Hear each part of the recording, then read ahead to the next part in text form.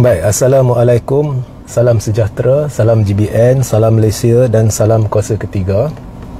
Jadi hari ini saya ada satu live menarik, live khas yang saya harap anda akan bersama saya sehingga akhir siaran ini, di mana saya akan membuat pendedahan yang mungkin mengejutkan setengah pihak, yang akan mendorong pihak-pihak berkenaan untuk berfikir. Dan saya berharap anda dapat meluangkan masa, bukan lama ya.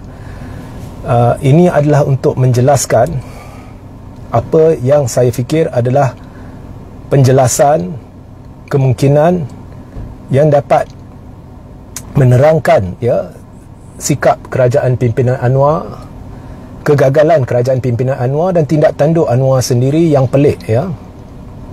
Pelbagai soalan mungkin boleh dijawab, seperti contohnya mengapa kerajaan beria-ia hendak tarik balik rayuan dalam kes kalimah Allah, mengapa Anwar asyik menuding jari kepada Tun berhubung dengan dakwaan sakau berbilion ringgit, sedangkan kita tahu Anwar tidak ada bukti. Dan mengapa ya, Anwar asyik melaung-laungkan rasuah, sedangkan kita tahu Anwar tidak serius memerangi rasuah, malah kita tidak mungkin percaya kerana dia menaikkan Zaid Hamidi ya, walaupun ada bukti hitam putih, walaupun dijanji akan siasat skandal LCS, tapi dia naikkan Zaid Hamidi ya.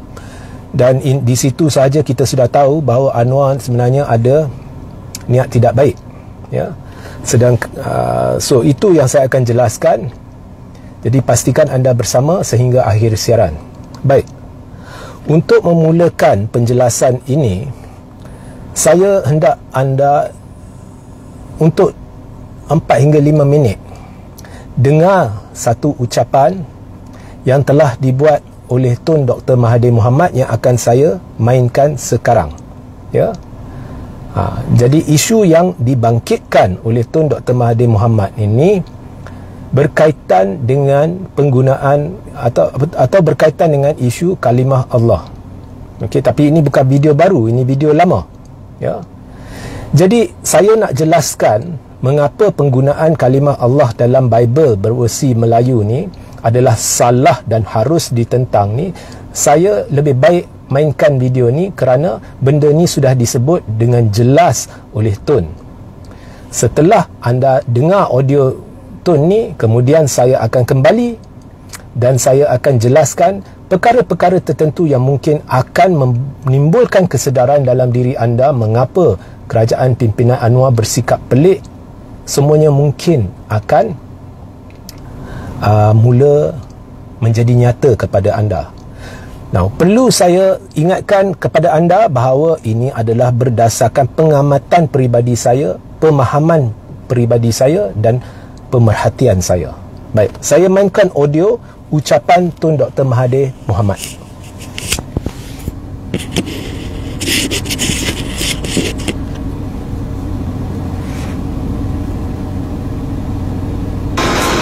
Not many of us think kita cuma objek saja, tak bolehlah kata macam itu. Umpamanya berkenaan dengan perkataan Allah, kita semua tidak bersetuju perkataan Allah digunakan oleh dalam Bible, tetapi ramai daripada kita tidak tahu usul asal perkataan Allah ini digunakan dalam Bible. I don't know how many can explain why to me. Macam mana punca perkataan Allah ini digunakan dalam Bible. Yang sebenarnya Bible asal bukan ditulis dalam bahasa Inggeris ataupun dia ditulis dalam bahasa Greek dan Latin. Dan dalam bahasa Greek dan Latin tidak ada perkataan Allah. Tidak ada.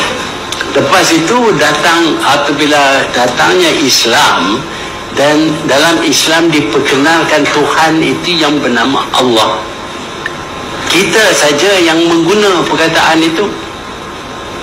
Apabila pihak penganut agama lain ingin mengembangkan agama mereka di kalangan orang yang tidak faham bahasa mereka, dan mungkin mereka faham bahasa yang menggunakan perkataan Allah untuk Tuhan, maka mereka menamakan Tuhan sebagai Allah dalam buku-buku mereka, dalam kitab-kitab mereka. Ini berlaku umpamanya di Mesir, kerana kita tahu di Mesir mereka betul-betul kata dalam bahasa Arab. Bible mereka juga dalam bahasa Arab, tetapi dalam bahasa Arab tidak disebut nama Tuhan mereka selain daripada menggunakan perkataan Allah. Sedangkan orang Kristian anggap Jesus sebagai Tuhan, ialah dia ada Trinity, the Father, the Son and the Holy Ghost. Orang Yahudi pula menggunakan perkataan Yahweh. Tuhan mereka dinamakan Yahweh. Tak ada sebut Tuhan Allah langsung, tetapi untuk mengembangkan agama mereka di kalangan orang yang lazim memanggil Tuhan sebagai Allah, mereka menggunakan perkataan Allah. Selepas itu apabila saja diterjemah Bible untuk bangsa-bangsa lain, mereka menggunakan perkataan Allah. Sebab itu di Indonesia memang perkataan Allah digunakan. Dan di Malaysia juga zaman sebelum kita merdeka, di Sabah Sarawak mereka menggunakan Bible yang sama yang menggunakan perkataan Allah. Kalau kita kata Allah itu boleh digunakan untuk sebarang agama, itu tak tepat. Yang tepat ialah Allah, perkataan Allah itu bermula dengan agama Islam. Kalau ada pihak lain yang nak menggunakan nama itu, apa tujuannya selain daripada untuk menipu pemikiran supaya orang itu anggap agama ini sama dengan agama ini. Jadi tak mengapalah kalau kita terima. Unsur penipuan itu memang ada. Sebab itu kita tidak boleh terima penggunaan perkataan Allah. Tapi yang kita tahu, kita tak setuju saja. Ini yang kita punya, ini kita punya. We have to explain. We can explain kenapa dia bukan you punya, ini kita punya. Mainlah.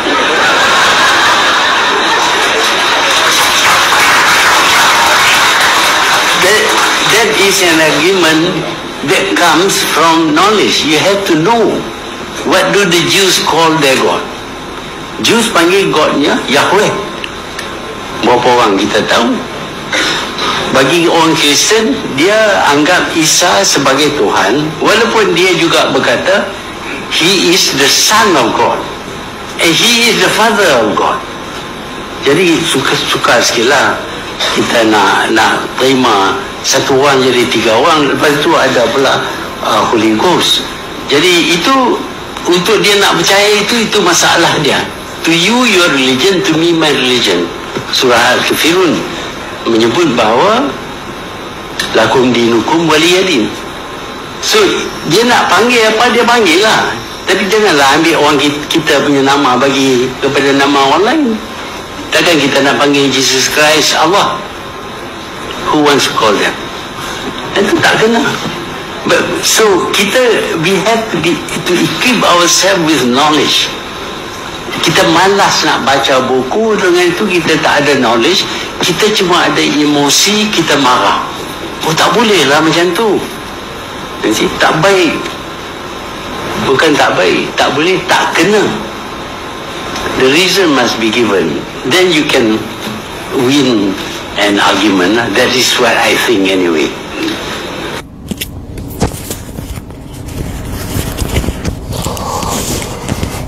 Jadi anda ada dengar penjelasan Tun Mahathir berhubung dengan sebab nama Allah tidak harus dan tidak boleh dibenarkan digunakan oleh bukan Muslim dalam terbitan mereka, khususnya di dalam Bible versi bahasa Melayu. Nama Allah itu mula-mula diperkenalkan menerusi penyebaran agama Islam. Ya. So, anda kalau nak dengar balik lepas live ini penjelasan Tun, silakan. Ya, itu amat penting. Ya, kita tidak boleh berpandu kepada hujah tahun ini mereka dah guna, mengapa sekarang nak larang? Tahun itu mereka dah guna, sebelum merdeka dah guna. Itu bukan alasan yang boleh dijadikan sebagai hujah untuk menyatakan anda betul. Kalau seseorang melakukan sesuatu yang salah sejak berkurun lamanya, adakah kita berkata, oh sebab benda ni dah dilakukan berkurun lamanya, sebagai contoh, benda tu betul? Kalau dulu zaman Titanic, masa tenggelam, ramai yang terkorban itu adalah dari kalangan mereka yang miskin, mereka yang kurang berkemampuan, yang diasingkan ke dalam kelas ketiga di bawahan kapal itu.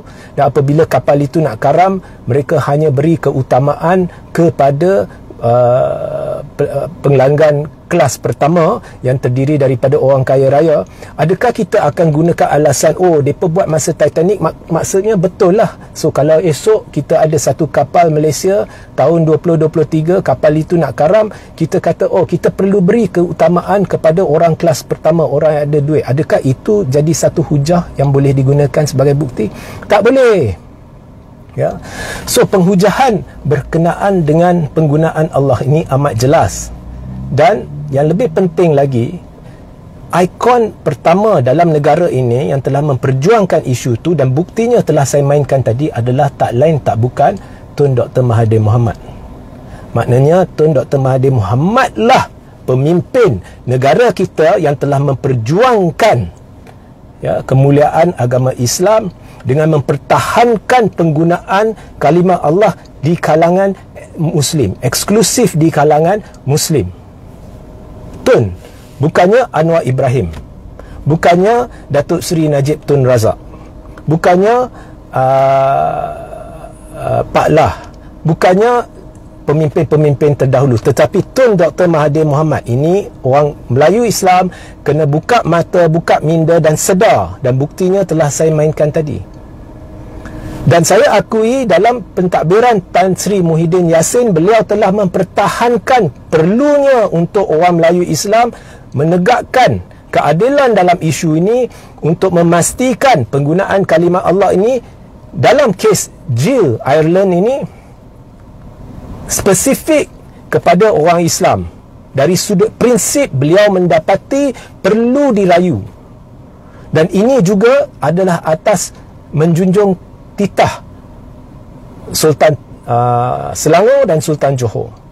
Jadi dari sudut prinsip, tidak kira ada keputusan mahkamah selepas ke sebelum ke yang mengatakan ini ke itu, dalam kes itu disebabkan keputusan mahkamah,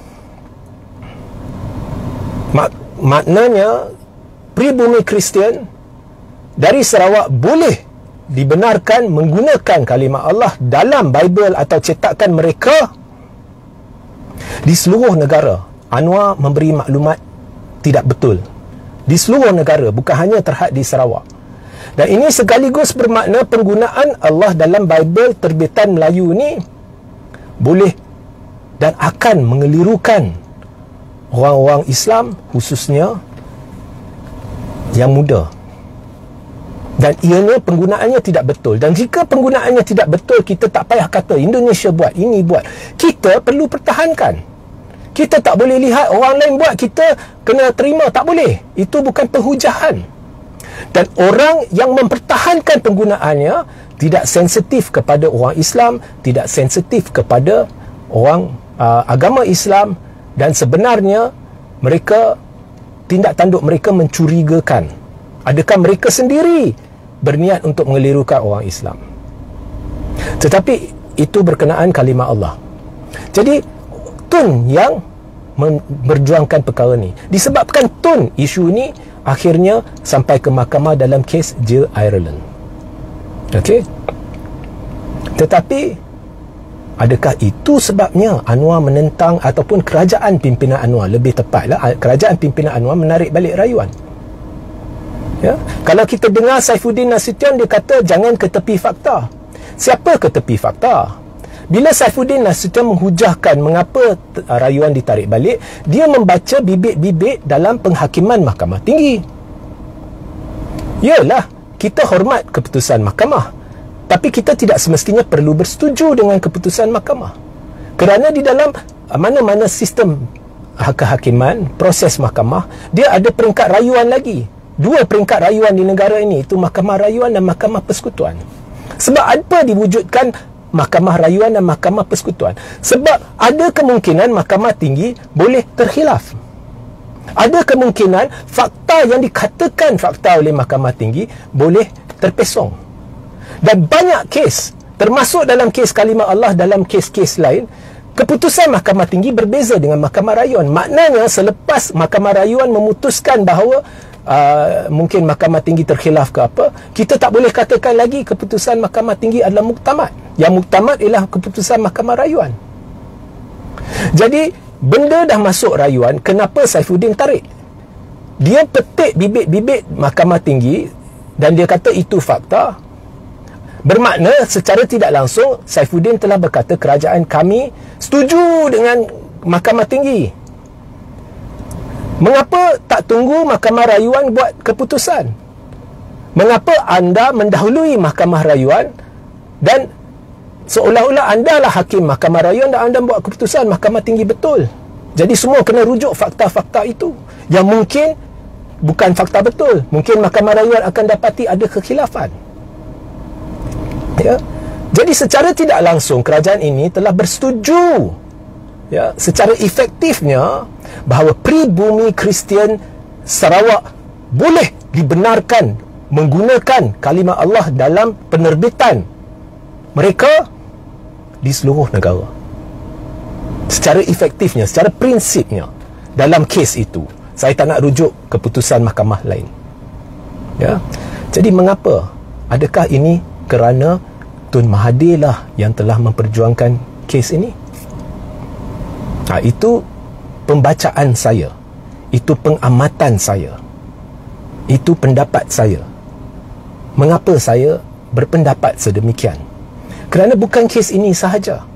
Kita lihat setiap yang berlaku ni seolah-olah saya dapat persepsi sebagai seorang rakyat Malaysia, saya dapat persepsi seperti kerajaan ini sebenarnya ini adalah perang antara Anwar dengan Mahathir.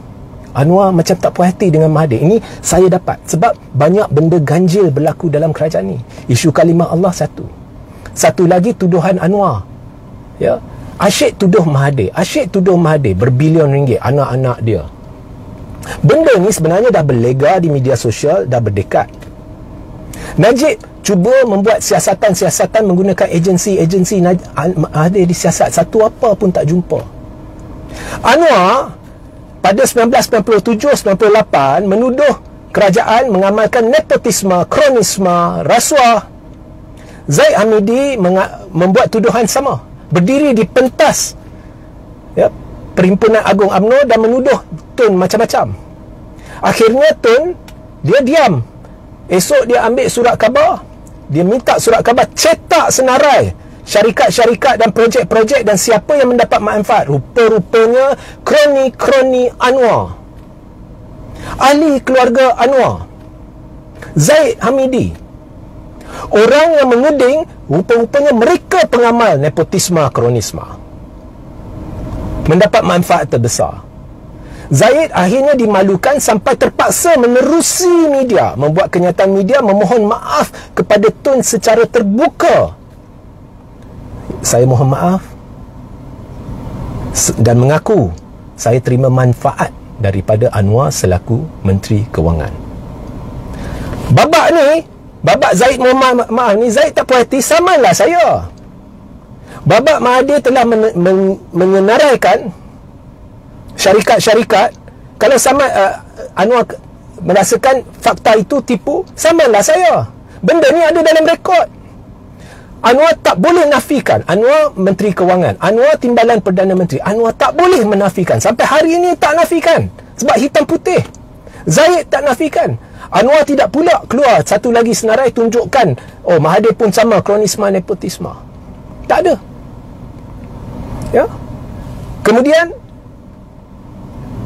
sejarah menunjukkan Anwar telah menjalani hukuman setelah mahkamah memuktamadkan salah guna kuasa yang berkait dengan satu kesalahan rasuah. Dalam SPRM dia tergolong dalam rasuah dan telah menjalani hukuman penjara, dan ini adalah fakta. Anwar nak melaung-laungkan rasuah hari-hari pun tak boleh padam benda tu. Anwar nak melaung-laungkan rasuah hari-hari pun tak boleh padam bahawa dia telah mengamalkan nepotisme dan kronisme, dan sehingga hari ini mengamalkan nepotisme terbuka. Mana-mana Perdana Menteri dalam negara ni tidak pernah buat, iaitu nepotisme terbuka dihalalkan. Asalkan tak terima gaji, menteri boleh libatkan ahli keluarga mereka. Jadi dia main alih perhatian, tapi dia buat. Jadi adakah sebab itu Anwar melaung-laungkan saya nak perang rasuah, saya nak perang rasuah hari demi hari, kerana dia cuba nak padam balik sejarah, kerana dia berdendam dengan Tun? Ini pengamatan dan pemerhatian saya sebab tindak tanduk Anwar pelik. Mengapa pelik? Sebab sebelum PRU 15 katanya nak dakwa Zahid, nak katanya Rafizi Ramli kata, Menteri Penerangan lah ni dia kata, macam-macam kenyataan kata LCS skandal dia ada hitam putih. Tuduhan terhadap Muhyiddin hanya adalah atas spekulasi dan kecurigaan syak. Ya, ini hitam putih. Rafizi kata ada hitam putih, dan memang pun ada hitam putih selepas laporan perolehan dinyah klasifikasikan. Tetapi selepas menang pilihan raya, bukan hanya Zaid Amidi tidak disiasat, dia diberi ganjaran, dia dinaikkan sebagai TPM. Siapa nak percaya orang yang laung-laungkan hari-hari nak lawan rasuah dengan dia buat begini? Tambah pula berdepan 47 pertuduhan jenayah, meningkatkan risiko kerajaan ini mungkin terpalit dengan jenayah, mengurangkan keyakinan pelabur. Bukankah pelik? Tak masuk akal. Takkan salah saya nak sebut, sebab saya rakyat Malaysia ni, negara saya. Takkan salah saya nak sebut. Benda ni betul depan mata. Ya. So benda pelik kita lihat pun berkait dengan rasuah, berkait dengan zaman Tun Mahathir. Jadi adakah semua yang berlaku sekarang Anwar berdendam dengan Tun Mahathir dan akhirnya memudaratkan kita? Sebab apa yang Tun Mahathir lakukan betul. Anwar cakap banyak, dia tunjuk bukti.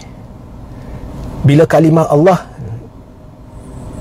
menjadi pertikaian, Tun satu-satunya pemimpin negara yang mula mempertahankan demi Islam, demi Melayu. Dan saya perlu mengaku, Tan Sri Muhyiddin selepas itu mempertahankan tindak tanduk Tun dengan merayu. Kerajaan ini semuanya dia main ghostan. Ghostan semua benda yang kebetulannya berkait dengan Tun Dr. Mahathir Mohamad. Jadi saya sudah mula lihat satu pattern lah. Jadi ini mungkin menjelaskan mengapa kita lihat segala kepelikan, kepincangan kerajaan ini. Penumpuan diberi kepada nak cala imej Tun, bukannya nak bela nasib rakyat. Anwar dari dulu tak boleh tunjuk bukti, tiba-tiba buat tuduhan terhadap Tun. Dia kata Tun beri 7 hari, Anwar minta penangguhan. Orang yang minta penangguhan bermakna dia nak sediakan satu jawapan kepada Tun. Bila dah sampai tempoh pengampunan, penangguhan tu, Anwar dengan selamba kata see you in court. Kalau dah nak see you in court, mengapa minta penangguhan? Dan Tun bukan sekadar bercakap, dia saman terus 150 juta. Ya. Adakah anda fikir Anwar kata ada berkotak-kotak bukti? Where is the evidence? Alaskar dia kata, dia takkan nak tunjuk di luar mahkamah. Tetapi selepas itu Anwar cabar pula Tun untuk declare asset. Itu kan bodoh. Maknanya awak setuju benda tu, bukti itu ditampilkan di luar mahkamah. Jadi kalau anda dah setuju bukti itu ditampilkan di luar mahkamah, kenapa anda tidak memudahkan kerja dan anda tampil saja bukti yang dah kononnya anda simpan dah berdekad lamanya, sekaligus orang akan tahu aset Tun. Cara dia perdaya rakyat, cara dia main politik yang tidak masuk akal, yang membuang masa rakyat. Saya syak ini semuanya dendam. Tun melakukan yang betul, tapi Anwar tak puas hati. Dia menumpu kepada Tun, sedangkan Tun ni bukannya menang pun di Langkawi. Dia tak menumpu kepada pembangkang, dia menumpu kepada Tun. Why kacau Tun? Sampai rakyat sengsara. Tun nak buat proklamasi Melayu, nak orang Melayu bersatu pun difitnah. Oh, ini ada hajat ini, dia ada hajat itu. Saya nak tanya Anwar, maknanya anda sebagai Melayu Islam, anda menentanglah penyatuan Melayu Islam. Cakap terus teranglah. Sebab saya tak faham mengapa anda boleh fitnah macam-macam berhubung proklamasi Melayu. Salah ke Tun usahakan penyatuan orang Melayu Islam? Saya lihat apa yang sedang berlaku akan membawa kemudaratan kepada negara ini dan kini sudah membawa kemudaratan, potensi kemudaratan kepada Melayu Islam. Seorang pemimpin negarawan yang telah mempertahankan kemuliaan agama Islam, seorang lagi pemimpin yang lah ni, Perdana Menteri ini sedang mengaibkan perjuangan Tun Dr. Mahathir dulu. Saya merayu kepada raja-raja Melayu, utamakan dahulu perjuangan agama, bangsa dan negara, dan kerajaan ini harus wajib digugurkan. Kerana segala yang berlaku ni pelik. Segala yang berlaku ni lari pada hemat saya dari akidah. Ya. So fikir-fikirkanlah. Sehingga kita berjumpa di lain masa. Assalamualaikum, salam sejahtera, salam GBN, salam Malaysia dan salam kuasa ketiga.